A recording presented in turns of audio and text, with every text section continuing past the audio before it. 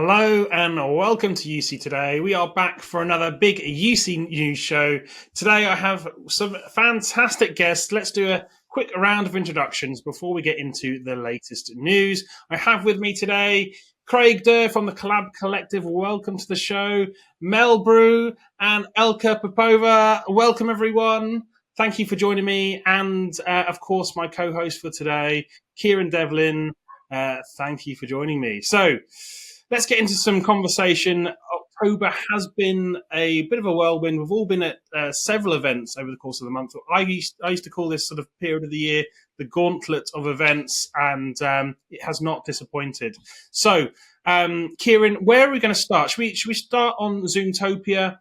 Take a look at some of the news coming out of that event. Some great AI announcements. Give us your take. What were the big takeaways? Thanks, David. Well, I guess the biggest announcement was the next generation AI Companion 2.0. It was announced at Zoomtopia last month and made generally available only a few weeks later. It's pitched as being able to help users manage their day and boost productivity even more extensively than its previous version. It will also continue to be free of additional costs for paying Zoom Workplace subscribers. And adjacent to this was the recent announcement of HeyGen, AI video generation platform, announced a new capability allowing users to produce AI avatars that can attend Zoom meetings for them. And of course, AI avatars are all the rage at the moment. Craig, what are your perspectives on Zoom AI Companion 2.0, Zoomtopia, and also these new AI avatars that we can't move for all of the? There's a lot of stuff there to unpack. Let's start with the AI companion to start off with. Like you said, a lot of us has been at events, and there's been a lot of AI themed announcements coming out as well. Specific to Zoom, I personally like what they've done in their AI companion. Now they've maintained their value proposition of it's free across the basic platform, but they've done something that's very, very straightforward that I don't think I've seen people really do well. They have a persistence in their AI companion, which is really nice. What do I mean? So if you're working within the workplace application of Zoom, you can actually open a panel off to the side that is the AI companion. That AI companion can stay with you through the course of the day, even though you might be changing different workloads. The ability to go from a chat to going to a meeting and what have you, and that AI companion is persistent, which is really nice. It allows also for that AI companion to pull information from those different workloads in that similar stream. Currently, on some programs, if you switch between the chat or if you switch between a meeting, it's a different pop-up or a different initiation of an AI conversation. So it seems very simple and basic, but as you're sitting there and you're kind of getting in your jam and you're going through your flow, it works really well because it keeps you going persistently. I think that's the first thing I really like about that as well. But it's also something else to call out with, as we said, there was a lot of AI announcements coming on. We can kind of look at people in the market and the uniqueness of their message of saying it is still free is starting to become watered down in that, for example, Elka, Mel, and I just came from a Webex event. Webex has also got an AI feature as well too, and it is included in the platform as well too. I just want to put a pin in that because we'll come back to talk to Webex later on. But the point is, the Zoom message is still strong and resonating, free, and they've done a really good job of making this application very pervasive and persistent, which I think still has it on one of my favorite lists of AI companions right now in a meeting experience. I would add to that RingCentral also just announced their AI companion, their RingSense, at no additional cost. And as I'm adding to that, when you're talking about Zoom's AI companion, that it kind of can travel with you throughout your different workflows, you can also use it to go into like web inquiries. So that I think is like an added, without having to kind of go into a different workflow, it uses Perplexity to be able to get like information from the web as well as from the documents in which you're working.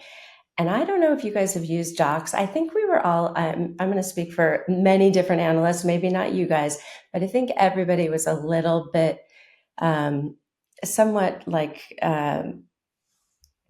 apprehensive about Docs at first. But if you've spent any time in Zoom Docs, the templates are quite impressive. they're more than I thought that they would be. And I think part of that is just the name. You sort of picture just a blank canvas like Google Docs, but there are actually quite some really impressive templates in there. And if you take AI Companion 2.0 into Docs, there's a lot that you can do. Things like, you look at it for kind of the different personas, whether it's HR or finance, there's a lot that you can do within Docs that I wasn't expecting. So that was a nice surprise to see that. Yeah, I mean, like the way they have that workflow is really nice. So, for example, you and I, we could be finishing up this meeting, and immediately the leader of the meeting can go to Work Docs and initiate a workplace or a comprehensive wiki of what we talked about, for example, with just a few clicks, leveraging that AI companion. So it's really taken some of these workflows and made them really easy to continue to collaborate outside of the context of the real-time communication as well. But it does bring us to the second thing you asked about, Kieran, which is their avatars. And you made reference to the HeyGen one, which is getting a lot of online social media. And so if the audience hasn't seen this as of yet, this is actually what appears to be a fully functional video representation of yourself, including audio and video. And in fact, people can send that to a meeting, if you will, on their own. You don't have to physically be present. And so you have this AI entity interacting with the other people in the meeting. Now, the interactions are somewhat limited, but it brings to bear this idea of, what is appropriate to show in this AI generated feature set in meetings. Coming back to Zoom, one of the really interesting features they announced was their next rendition of avatars in meetings. So Zoom was classic. They got in trouble, or they had a hard time because of that lawyer who had the cat face and he couldn't turn off that avatar thing, and he was talking in a legal proceeding. But now they've launched the ability to actually recreate a very lifelike image of yourself. So Kieran, you would upload a sample video and some audio, and then it would generate the Kieran Devlin 2.0. Now, what's different about that is that the use case is you turn it on while you're still in the meeting. It doesn't go on your behalf. So you might have a messy room. You might not have had a chance to properly prepare, your attire for that meeting. You can have something represent you as well too. So it's an interesting idea. That's a lifelike representation when cameras turn off. And Mel, you made reference to some research you just read as well about that. Yeah, Vyopta just did a study about the number of off-camera meetings that have happened, that it's declined since during the pandemic. And a lot of the reason for that is that people are in spaces that they don't necessarily, their room's not ready, or they don't feel like they're presentable. And I think that in a sense, this could help solve for that, because it's not just a cartoon character it is sort of more of a real like representation. And I think it mimics your motions and movements and everything. So it's not just you're looking at somebody's picture, right? If I haven't actually used it. But I think it does raise the question, I think, of do we want to be sending AI to meetings? And I think this is different than sending sort of a note taker to meetings versus attending. And if you have the choice of not being on a meeting, being fully off camera and not engaged at all, because in this Vyopta study, one of the things was the more people are off camera, the less engaged they tend to be in the workforce. The less engaged they are, there are consequences to that. So the being on camera as much as people can be is better for their overall employee engagement, better for the company, better for their full self at work. I mean, is this the potential? Is this potentially the death of collaboration? It's just going to be AI talking to AI. What are we talking about here? It's that was the big challenge during the pandemic, wasn't it? We missed out on that water cooler sort of collaboration, and the tools have come such a long way since that period as well. Is this a step backwards? What do people think?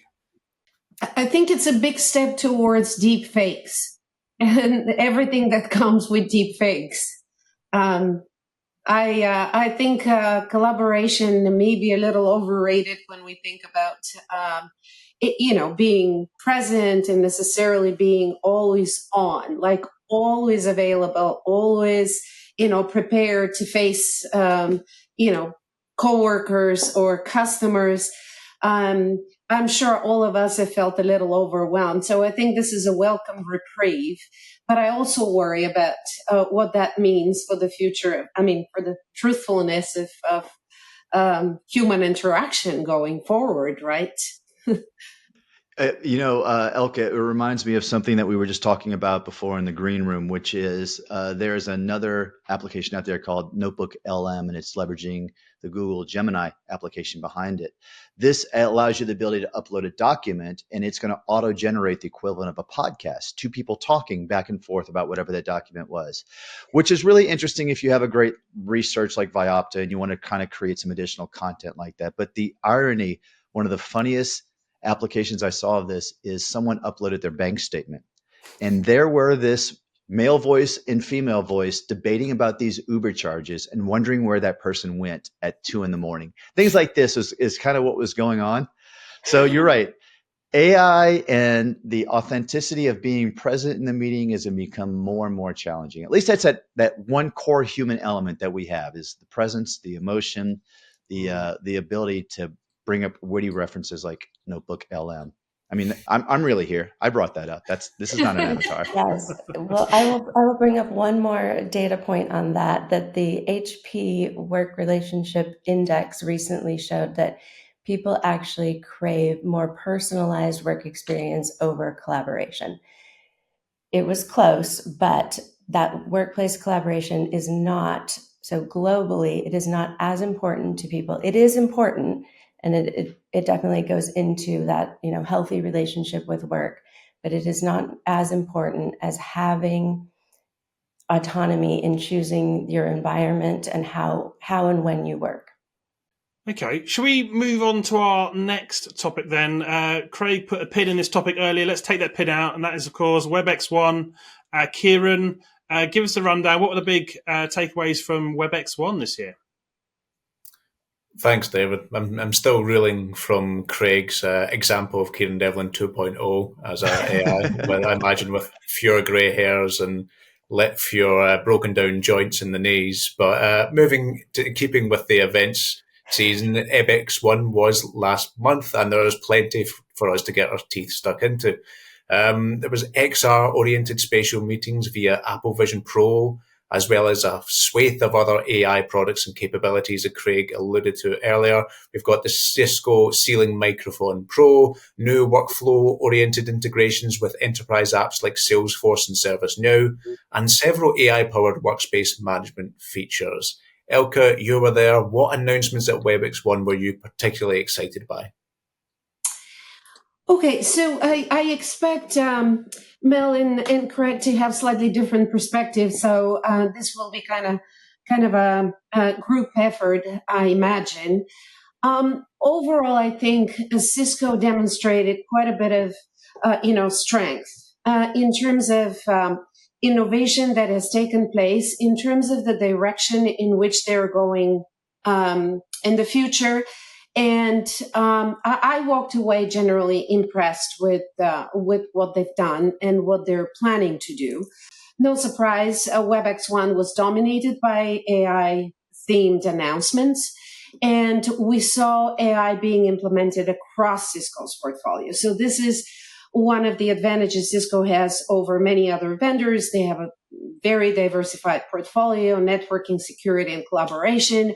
Certainly, this was a collaboration event, but Cisco didn't miss the opportunity to talk about the power of their broader portfolio. And I'm sorry for usurping the conversation here, but I was personally involved in a different type of announcement. The expansion of Cisco Mobile UCaaS with a new partnership with Tango. I don't know how many of you are familiar with Webex Go and the different ways in which Cisco is approaching mobility, but originally Cisco launched Webex Go in a partnership with Tango, in which Cisco itself was offering the mobile connectivity. And this type of service is available only in 3 countries: the US, the UK, and France.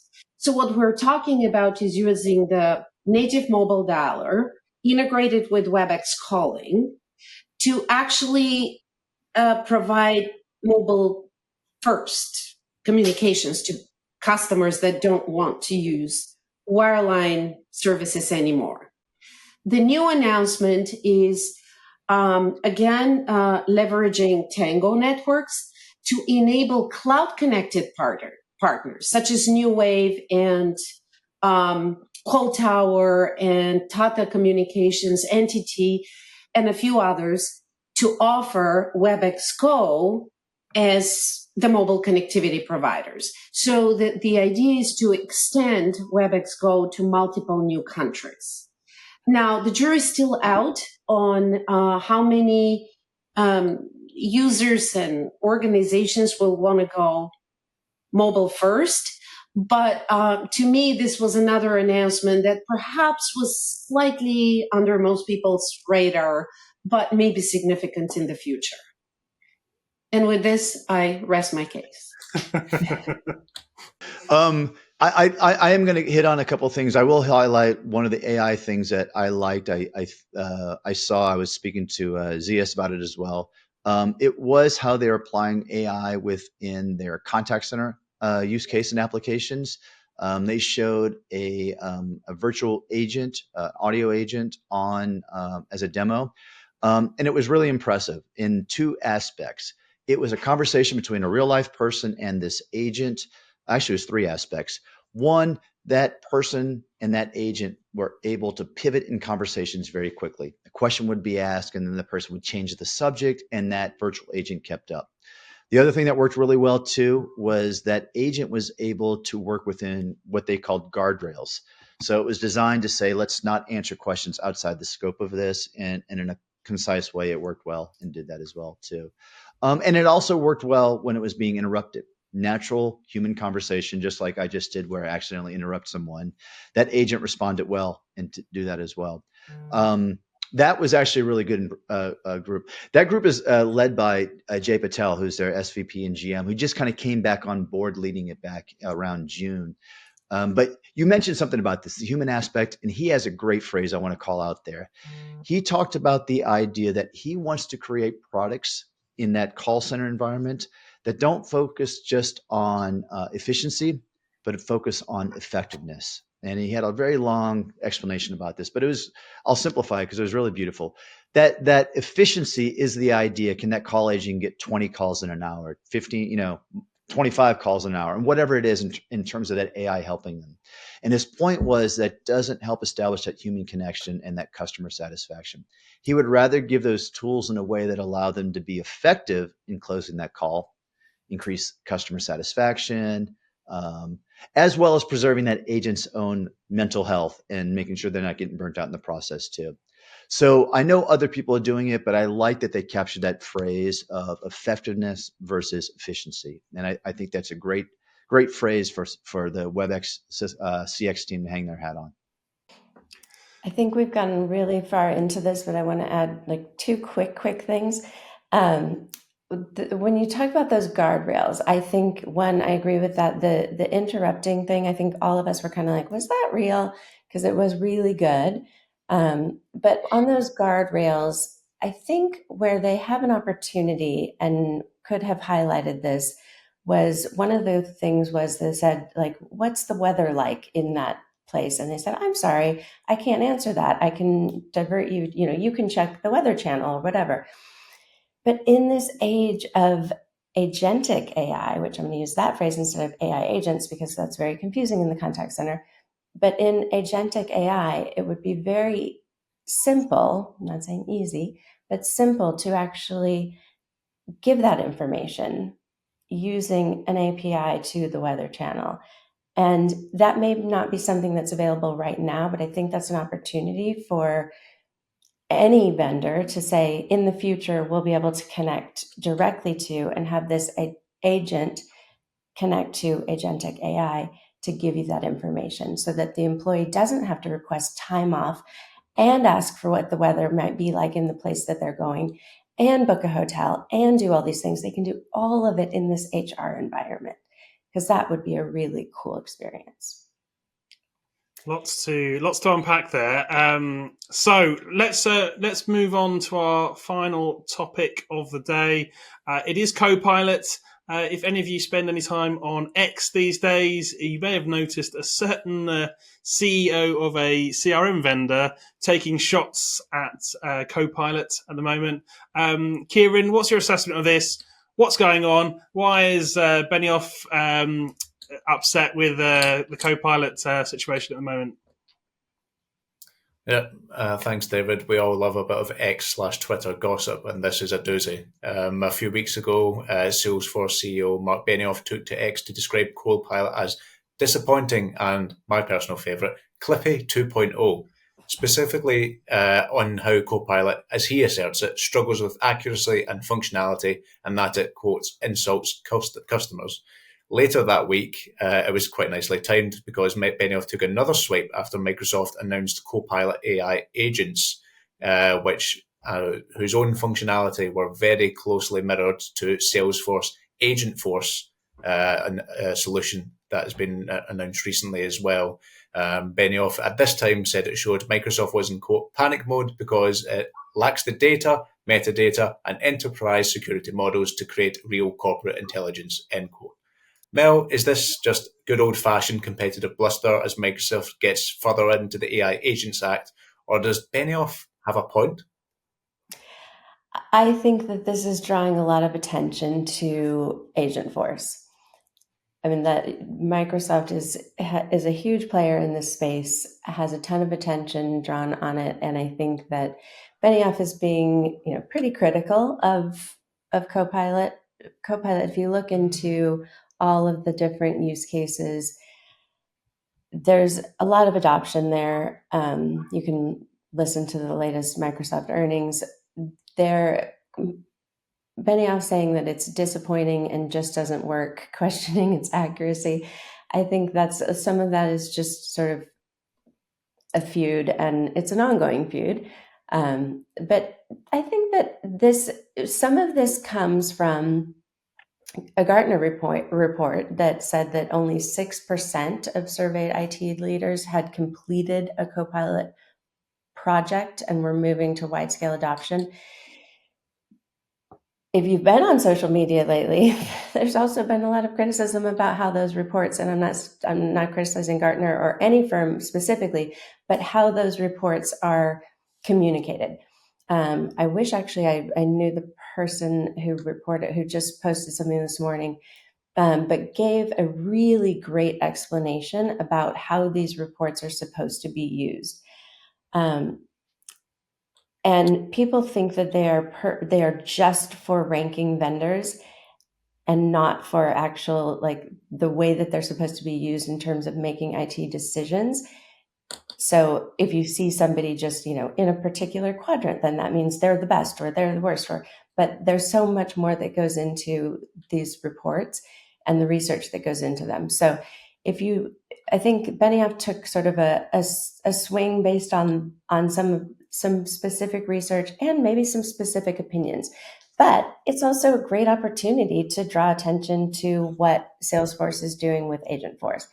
And there are some great things that Salesforce is doing with Agentforce. And talking about agentic AI, they really are taking that next step into agentic AI, where these agents, not in the contact center, can actually go that next step and act on your behalf. And if you haven't taken a look at what they're doing, I actually wrote a Forbes article about Salesforce, the Dreamforce, which should have just called Agentforce, and what they're doing there. And so, Benioff, I think it was a little bit of a attention-seeking, great PR move, but I don't think that the claims are entirely valid in terms of criticizing Copilot. Let me just add, Kieran, when I made reference to Kieran 2.0, I was not comparing it to Clippy 2.0. Okay, I just want to make that very clear up front. But Let me go ahead and add on to Mel's comment. I agree with it. There's a lot of PR. Come on, he is a three circus. He's a master of a three ring circus, and he's going to draw that attention. 100%. But there's a couple of undeniable things we have to think about with Copilot taking place right now. With their earnings report, their level of adoption of these agents, at least by licensing, is very impressive. I think what you're seeing is Microsoft is leveraging its install base, the core essence of productivity suites, and making this readily available. Now, personally, as I get on and play with Copilot, I have two challenges. One, I am not finding it some of that persistence I talked about before, for example, working across my day within my productivity suites. I would still love to be able to say or dictate into Copilot and have it start a PowerPoint slide deck for me. And I can't get it to do that yet. There's still some basic things, but their availability of making it available across a very broad install base is a huge win for them. And I can only manage, it's a matter of time where those technology promises catch up to that large install base. So Microsoft has a leg up, and Benioff has to kind of address that. Even if his AI agent force are better, Microsoft has got licenses in place based upon what they did in their earnings as well too. So I think that's a key element about that as well. And then the last thing though is this: I think we're going to hopefully see some of this here at Ignite here in a couple of weeks, coming from where we are right now. Microsoft is still subject to confusing and licensing. There is naming conventions that are getting confusing. There's licensing conventions. We're talking about the UC space. There's Teams Copilot. There's Teams Copilot for Teams. There's all these variations, and that is their other risk that could be a headwind for them. But I believe, I speculate they're going to probably do a good job of cleaning up some of that with some, run-of-the-mill announcements, if you will, taking place here in middle of November. So keep an eye on that. So Benioff, yeah, he's a showman. He was trying to get some things. Microsoft does have some great install base and a foundational footprint around their AI agents. They just have to continue to improve it, I think, to make that value really shine. That might be a good time to build on the Ignite comment you made there, Craig. Obviously, it's coming up in a few weeks' time. The expectation is there will be so much AI news. It will be crazy. I mean, what does the rest of the floor think? What are our expectations around Ignite? There are so many things, and I think one of the things that we can kind of look to, when maybe not a direct comparison, but if you're looking at criticizing Copilot, I think you have to really look at the developer community. And there has been a huge adoption of Microsoft Copilot in the developer community, and that is significant. I think we'll see a lot around that. GitHub just had their own conference. So there was some news, just around GitHub Copilot there. But there will be a lot of industry-specific, vertical-specific things at Ignite in healthcare, finance, retail. I've been pre-briefed on some under NDA, but there's some really interesting things happening there.